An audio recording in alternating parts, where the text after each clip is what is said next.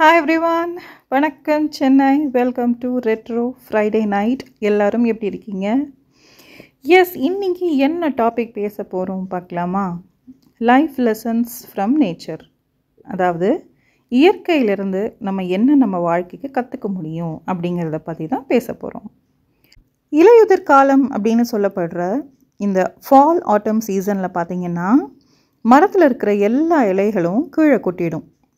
ஆனால் அந்த மரம் அப்போ கூட ஸ்ட்ராங்காக வளையாமல் ஸ்ட்ரெயிட்டாக நிமிர்ந்து நிற்குமா.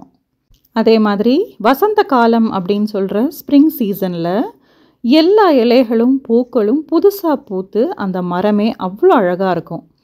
அப்போவும் அந்த மரம் ஸ்ட்ரெயிட்டாக வளையாமல் நிமிர்ந்து நிற்குமா. இது மரங்கள் நமக்கு சொல்லி கொடுக்குற சர்வைவல் ஸ்ட்ராட்டஜி இல்லையா? அதே மாதிரி நம்ம வாழ்க்கையிலையும் இன்பங்கள் துன்பங்கள் இப்படின்னு பல எமோஷன்ஸ் கலந்து வந்தாலும் இந்த மரங்கள் மாதிரி நம்ம சாயாமல் என்றைக்குமே நிமிர்ந்து நிற்கணும். ட்ரை பண்ணலாமா?